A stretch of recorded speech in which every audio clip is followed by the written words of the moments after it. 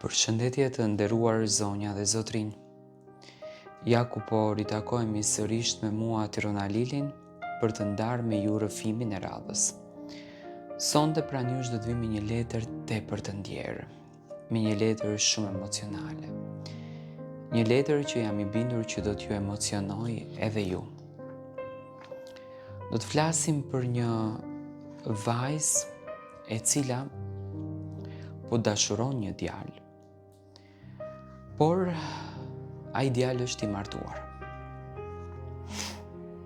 Vajza në fjalë është duke kërkuar një diçka që dëshiron të merr edhe mendimin tuaj. Mirëmbrëma Tiranë. Historia ime është pak e pazakontë. Ndoshta do të më paragjykojnë shumë, por dua të marr një mendim. Nuk e besoja që në jetën time do të bi në dashuri deri në këtë dimension. Një dashuri që në fakt më ka marrur mendjen. Një dashuri që më ka marrur zemrën. Nuk e dija që Zoti do të më binte në jetë një njeri që do të më ndryshonte jetën 360 shkallë. Dhe jeta ime do të merrte komplet tjetër dimension. Sa po kisha përfunduar studimet. Isha në një moshë goxha të mirë.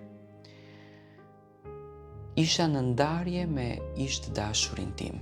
Gjërat nuk shkonin, ai ishte tepër servil, nuk më dashuronte, nuk më respektonte, dhe unë nuk mundesha që ta duroja fare. Te lokali ku unë pija kafen, shpesh vinte një burr. Ishte më I rritur se unë. Të paktën 10 vite po.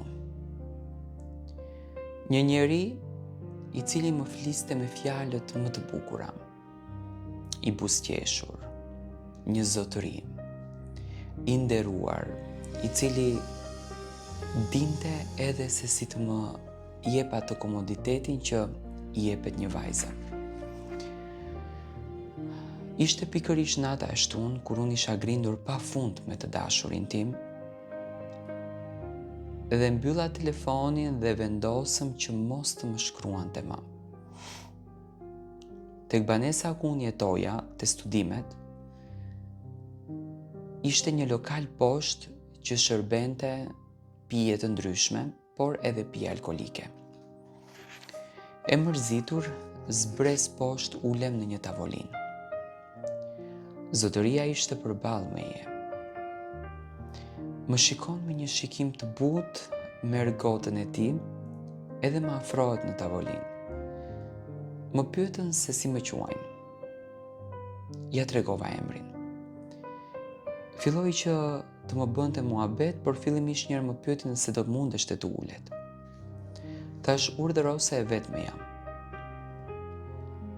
Biseduam, filluam të qeshnim, më tregonte për jetën, më tregonte për martesën e tij, për bashkëshorten, por pas një ore gjysëm që ndenjëm aty, më tha nëse unë do t'isha dakord të iknim diku ku ka një muzikë të lehtë dhe të pinim nga një gotë.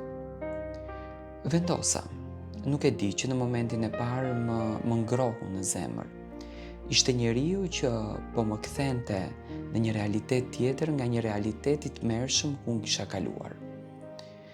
Hypa në makinën e tij, një makinë tetë luksoze, një djalë shumë I kujdesshëm, ndërsa unë në mendjen time kisha një bindje që përpos njeriu që unë kisha dashur nuk kishte njeri tjetër në botë. Dhe vazhdojmë rrugës drejt për të ngjitur në autoban. Shkuam në një lokal që kishte muzikë të qetë. Kemi ngrënë, kemi pirë deri në 5 të mëngjesit. Jemi kënaqur. Dhe kur më ktheu përsëri tek banesa, e kam përqafuar dhe ju falenderova shumë që ndau kohën me mua.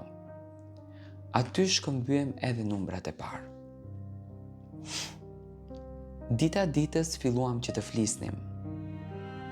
filluam që ti besonim njëri tjetrit. Ndanim kohën, ndanim momentet. Përditshmëria na dukeshte shumë e bukur. Koha na dukeshte shumë e bukur. E jetonim pafund momentin ton. E shijonim momentin ton. Ai që në fillim në fakt më tha që jam i martuar. Por, nga fakti që ishte me mua, nga fakti që sakrifikonte në çdo moment për mua, në çdo orë, në çdo ditë, tregonte që ai nuk kishte dashuri për bashorten e tij. Dhe unë e kuptoja shumë lehtë çdo të thotë të dashuron një djalë. Ditët vazhduan, ne po ndanim shumë momente bashkë. U thonim në vende të ndryshme, më blinte dhurata të ndryshme, më shijonte qefin e tij dhe zemrën e tij. Dhe në fund, ne të dy u afruam më shumë se çdo njeri. Kishim bashkë 4 vite. 4 vite që, kur i kujtoj, kanë qenë të gjitha ditë me buzëqeshje, me humor, me energji të mirë, me pozitivitet, që ndryshuan krejtësisht rrjedhën e jetës time. Një rrjedhë që unë nuk e besoja që do të më vinte. Ai tani ka frikën që unë do ta lë, sepse unë kam bërë ca vite, edhe kam pak presionin nga familja për të martuar. Ai më thotë që nëse ti je dakord, unë mundem të të mbaj në një banesë tjetër, të kënaqemi ne të dy, të jetojmë momentet ne të dy. Por nuk është dakord që të më jep fëmijë, sepse nuk dëshiron që ta ngatron familjen e vet. Ndërsa familja ime më thonë që ti duhet të bësh një zgjidhje. Ti duhet të kesh një martesë. Ke vajtur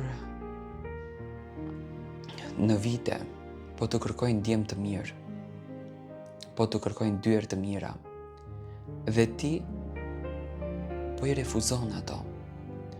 Jam në një siklet të madh. Presionin familja ma ka vënë. Nga ana tjetër ky nuk lëshon pe, më lutet që çdo gjë të bëhet bukur. Dua të marr mendimin tuaj. Çfarë të bëj? Të ri ta duroj këtë burr dhe të jetoj në një banesë, por duke mos ndërtuar familje, por edhe të ardhmes nuk i dihet, apo të martohem me dikë tjetër, por nuk e di, në qoftë se do të kem zemër dhe ndjesi për ta dashuruar këtë njeri pas kësaj dashurie të çmendur që kam për këtë burr. Në fakt është kjo letra e kësaj vajze e cila kërkon mendimin tuaj.